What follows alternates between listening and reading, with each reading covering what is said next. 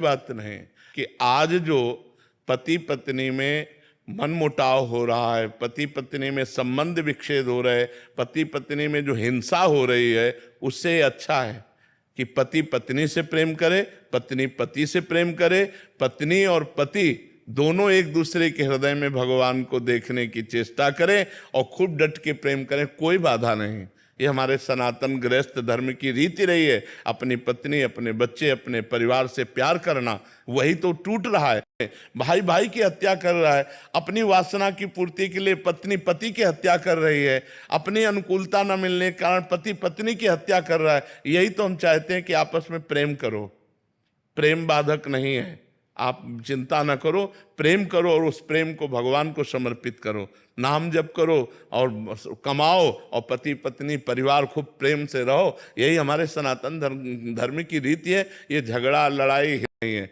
ब्रह्मचर्य से रहो, जब ब्याह हो जाए तो अपनी पत्नी में प्रेम करो, पति में प्रेम करो, और जो बच्चे हों उनको भगवान का स्वरूप मानो और नाम जप करो और मुक्त हो जाओ। ये तो गृहस्थ धर्म के लिए है, कोई बड़ी बात नहीं। आप नाम जप करो, प्यार से रहो, बहुत बढ़िया। कानों को यही सुनने को मिले कि हम अपने पति से बहुत प्यार करते हैं, हम अपनी पत्नी से बहुत प्यार करते हैं, तभी हमारा हृदय शीतल होगा। नहीं तो प्रायः ये सब जो गंदी बातें आ रही है हमारे धर्म का कलंक है।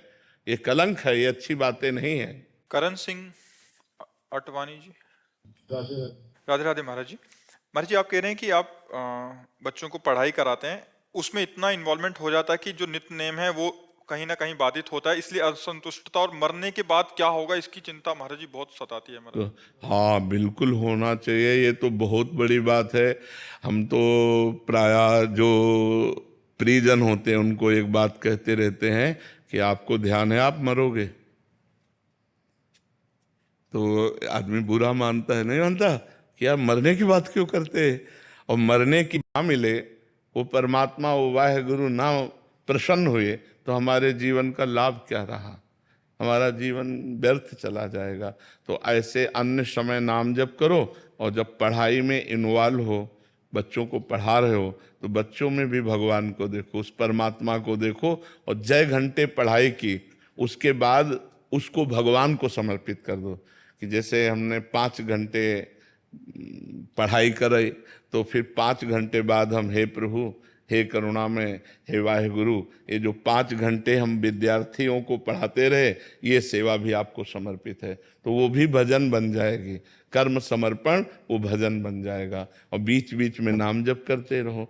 नाम जप निरंतर ना हो पावे तो जितना समय हमें मिले उतने समय को इसलिए में भगवत प्राप्ति हो जाएगी। और ये पीड़ा होनी चाहिए, पर ये पवित्र हृदय में होती, सबके हृदय में नहीं होती। जो अपवित्र हृदय होते हैं उनको होता है, मरेंगे तो देखा जाएगा। लेकिन जो पवित्र हृदय होता है उसमें जलन होती है कि अगर इस जन्म में हम काम ना बना पाए तो अगले जन्म में पता नहीं कौन सी योनि हमें प्राप्त हो। क्या उस योनि में हमसे भजन होगा? मान लो हम पशु पक्षी बने तो क्या उसमें हमसे भजन हो पाएगा, हमसे साधना हो पाएगी? नहीं, केवल कर्म भोग होगा। तो मानव जीवन प्राप्त करके हम इतना भगवत भजन करें कि इसी जन्म में हमें भगवत प्राप्ति हो जाए।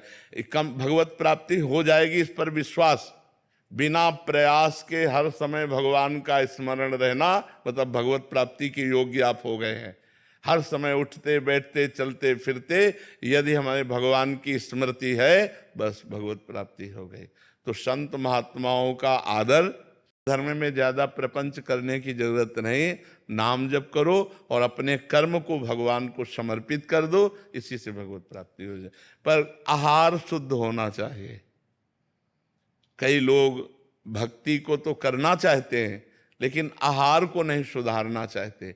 आहार में जैसे मांस है, अंडा है, शराब है, ये गलत चीजें यदि आप खाओगे और सोचो कि हम भक्ति भी कर लेंगे तो असंभव। जैसा खाओ अन्न वैसा बने मन। तो इसलिए हम किसी जीव को दुख न दें। जो मांस है वो जीव की हिंसा है।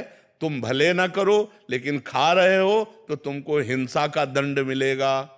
इसलिए आहार शुद्ध रखो, विचार शुद्ध रखो, अपने कर्मों को भगवान को समर्पित करो और नाम जप करो, तो गृहस्थ में रहते हुए भी भगवत प्राप्ति हो जाएगी।